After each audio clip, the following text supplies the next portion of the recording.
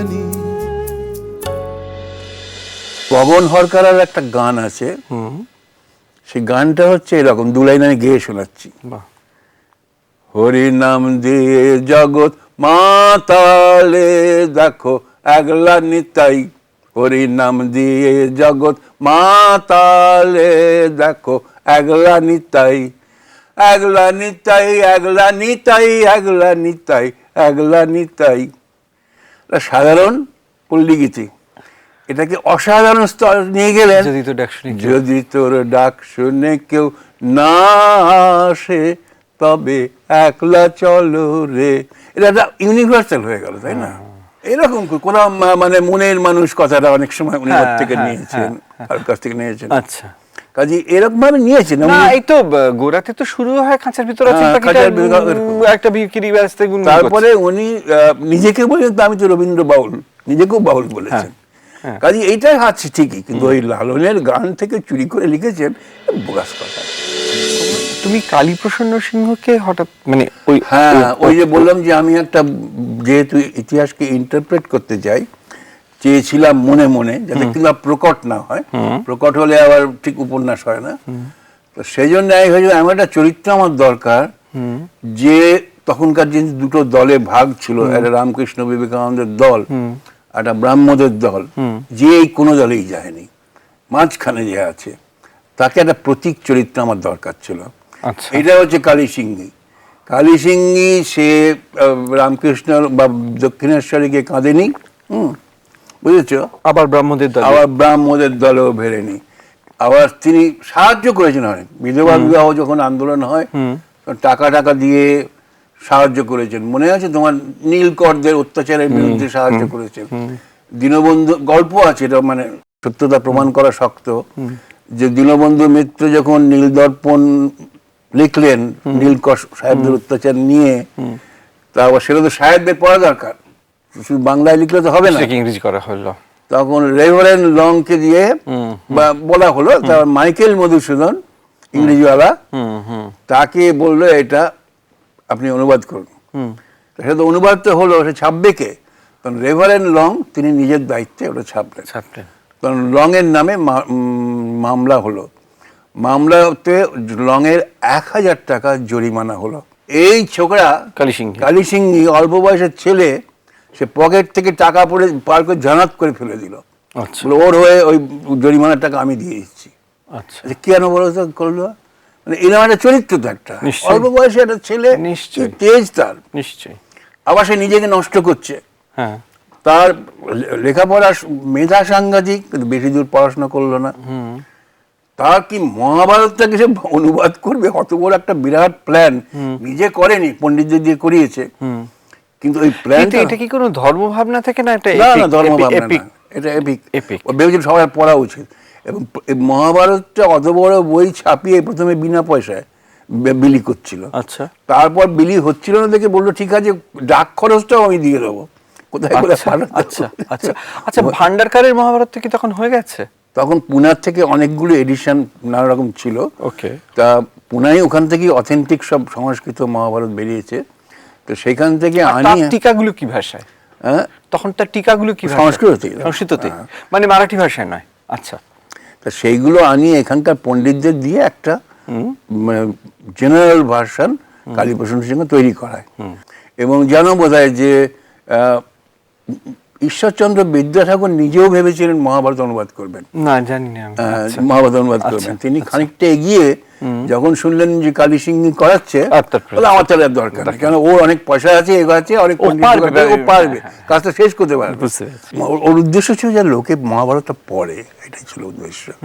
তার আগে কাশিরাম দাসের মহাভারত ছিল বলে, কিন্তু পদ্য লেখা তো লোকের তখন আর পড়তে চাইতো না। কিন্তু ওর মহাভারত কতটা পপুলার হয়েছিল, ভীষণ পপুলার হয়েছিল, খুব পপুলার হয়েছে। আর একজন করেছিলেন তখন, আর একটু পরে হরিদাস সিদ্ধান্ত বাগীশ, তিনিও করেছিলেন মহাভারত। তিনি আবার 50টা ভলিউমে, তিনি আবার মহাভারত, মূল মহাভারত, তার মল্লিনাথকৃত টিকা, তারপর নিজের অনুবাদ, কখনো কখনো নিজের টিকাও ছিল।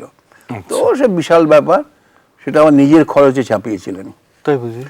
রবীন্দ্রনাথ গ্রাহক হয়েছে, উনি গ্রাহক সিস্টেম শুরু করেন, বলেন যে আমি খন্ড খন্ড বার করছি, গ্রাহক না হলে আমি খরচ চালাতে পারবো না। আচ্ছা তা রবীন্দ্রনাথ পয়সা দিয়ে গ্রাহক হয়েছিলেন। আচ্ছা, তাছাড়া নাকি কারটা আগের মানে কালীপ্রসন্ন সিংহটা আগে না? কালীপ্রসন্ন অনেক প্রথম একদম। আচ্ছা মানে বাংলায় গদ্য মহাভারত কালীপ্রসন্ন সিংহ, আচ্ছা। হরিদাস তারও আর পরে, মানে ইনফ্যাক্ট কালীপ্রসন্ন সিংহ কালীপ্রসন্ন সিংহ রবীন্দ্রনাথ মানে না, প্রায় সময়- রবীন্দ্রনাথ ছোট, হ্যাঁ 10 বছর বয়স। কাজের কালীপ্রসন্নর সময় রবীন্দ্রনাথ ঠিক আসতে পারেননি, কিন্তু হরিদাস সিদ্ধান্ত বাকির সঙ্গে রবীন্দ্রনাথ নিজে তখন একটা বেশ কেউ কেটা লোক। কিন্তু এই যে তার একদিকে এটা, অন্যদিকে একটা হুতুম প্যাঁচের নকশা, ওরাও কালী সিংহ। হ্যাঁ, কালীপ্রসন্ন অন্যদিকে- সিংহ তো মানে ধুরন্ধর ছেলে ছিল তো, মানে 13-14 বছর বয়সে সে বিদ্যুৎ সায়নী সভা, আত্মীয় সভা এই সমস্ত স্থাপন করে। 13-14 বছরের ছেলে কি করে করে এখন আমাদের ইন্টেলেকচুয়াল কোয়েস্ট এলো কোত্থেকে? কারো করতে জমিদার ছেলে- একজনের আসে, একজনের হয়, একজনের আসে, এবং প্রিকশন স্টাইল যাদের বলে না, হচ্ছে তাই। তা কিন্তু এঁচোড়ে পাকা কিন্তু একটা এঁচোড়ে পাকা, কিন্তু ভালো কাজে মেতে ছিল। আর ওর সঙ্গে ওর উপর ভালো ইনফ্লুয়েন্স গুলো সেই সময়কার কোন মানুষ? বিদ্যাসাগর ছিল, বিদ্যাসাগর ওকে স্নেহ করতেন। মাইকেলের সঙ্গে যোগাযোগ ছিল। মাইকেলকে যখন লোকের পছন্দ করতো না, তখন মাইকেল ওর থেকে কত বড়? ওর থেকে একটু বড়, কিছু বড়। আচ্ছা, তো যখন মাইকেলকে ও ডেকে এনে বাড়িতে সম্বর্ধনা দেয়, বুঝেছো, এবং লোকে বলে যে উনি নাকি মাইকেলকে সম্বর্ধনাটা উপহার দিতে হয়তো এত বড় একটা মদ্যপানের পাত্র উপহার দিয়েছিল।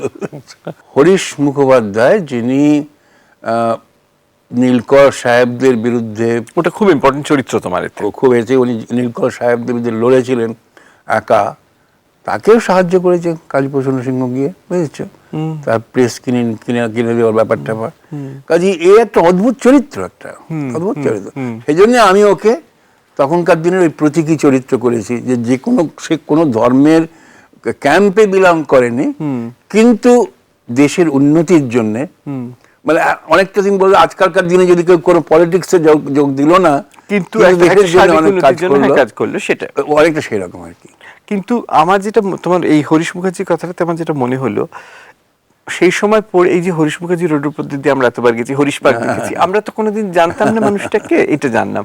আমার তখন মনে হয়েছিল যে সুনীলদা যদি সত্যি এই যে ইম্পর্টেন্ট রাস্তাগুলো যাদের নামে, তাদের যদি জীবন্ত করে দিতেন আমাদের সামনে। তুমি এটা কখনো ভেবো সুনীলদা যে তোমার সবার সম্বন্ধে না, সত্যি আমাদের গল্প লিখে তার চরিত্র করতে হবে, সেই চরিত্র সত্যি সবার নিয়ে সবাইকে তার চরিত্র করা যায়। তারপরে যখন তুমি সেকেন্ড ক্রনিকল অ্যাবাউট কলকাতা লিখছো, সেটার নায়ক কোথাও একটা মানে প্রায় রবীন্দ্রনাথ, সেটা কি তুমি কনসিয়াসলি না? না, ওটা আমি কিন্তু প্রথমে ভেবেইছিলাম যে রবীন্দ্রনাথকে নায়ক করবো, ওকে, বলে আমি আরম্ভই করেছিলাম যে ত্রিপুরার রাজবাড়ি থেকে আরম্ভ হচ্ছে, তারপর ত্রিপুরার রাজা রয়েছে, ত্রিপুরার রাজা দূত পাঠাচ্ছেন যে মানে ঠাকুর বাড়ির একটা ছেলে কবিতা ভালো লিখছে, ওকে একটা উপঢৌকন দিতে হবে। হ্যাঁ, তো ওই পর্যন্ত লিখে আমি দেখলাম যে পুরো তো রবীন্দ্রনাথকে নায়ক করা যাবে না, রবীন্দ্রনাথ হচ্ছে বাংলাদেশের আইকন। হ্যাঁ, তাকে তুমি সব সময় ভালো ভালো ভালো ভালো বলে যেতে হবে, তার কোনো দোষ দেখাতে পারবে না। তা নিয়ে কি উপন্যাস হয়? সুতরাং আমি তখন রবীন্দ্রনাথকে পাশে ঠেলে, রবীন্দ্রনাথ রইলে না, ওরা পুরো উপন্যাসে রয়েছেন, ভরতকে আমি নিয়ে এলাম তখন, যারা কাল্পনিক চরিত্র তাকে নিয়ে আমি যা খুশি করতে পারি। তো এইগুলো করতে করতে বিবেকানন্দতে এসে আবার ওই ভয়টা হয়েছিল, ওরে সর্বনাশ, বাঙালিরা তো বিবেকানন্দ সামান্য এদিক ওদিক হলে ছাড়বে না। আর আমাদের বিবেকানন্দ স্পেশালিস্ট হচ্ছিল আমাদের শঙ্করী প্রসাদ বসু। তিনি প্রায় প্রত্যেক সপ্তাহে তিনি পড়তেন বোধ হয়, কারণ মাঝে মাঝে আমাকে বলতেন যে তোমার এইটা ভুল হয়েছে। সে ভুলটা আমার ভালোই লাগতো শুনে। যেমন আমি লিখেছি, স্বামী বিবেকানন্দ তো তোমার কি বলে বিশ্ব জয় করলেন, আমেরিকায় ওসব বক্তৃতা দিলেন, অমুক করলেন, তা কলকাতায় প্রথম এলেন, আসার পর ছাত্ররা ওকে খুব মানে সেই গাড়ি টাড়ি টেনে নিয়ে এলো, তারপর শোভাবাজার রাজবাড়িতে উনি প্রথম একটা বক্তৃতা দিলেন। আমি লিখেছি উনি বাংলায় বক্তৃতা দিয়েছেন, কিন্তু আমাকে শঙ্করী প্রসাদ বসু বললেন না, বাংলায় বক্তৃতা দেয়নি, বলে বক্তৃতা ইংরেজিতে। কলকাতা শহরে যে ইংরেজিতে বক্তৃতা দেবে এটা আমার মাথায় আসেনি। আসলে তখনকার দিনে লোকেরা ভাবতো যে বাংলায় বক্তৃতা দেওয়া যায় না, কিন্তু রবীন্দ্রনাথের এটা ভালো লাগতো না। আচ্ছা বলে আমার দেশের ভাষা কি ব্যবহার করা যায় না? আচ্ছা যেখানে একবার একটা কংগ্রেসের অধিবেশনে রবীন্দ্রনাথকে গান গাইতে বলা হয়েছিল, উনি এমন একটা গান লিখলেন, বুঝেছো, যেটা সবাই যারা সংস্কৃত জানে তারা বুঝতে পারবে। সেটা হচ্ছে ওই ভুবন মনোমোহিনী। ওতে এমন দেখবে শব্দগুলো আছে, হ্যাঁ, সংস্কৃত ভাষা শব্দ, একটা সংস্কৃত যে বাঙালি না হলেও বুঝতে পারবে।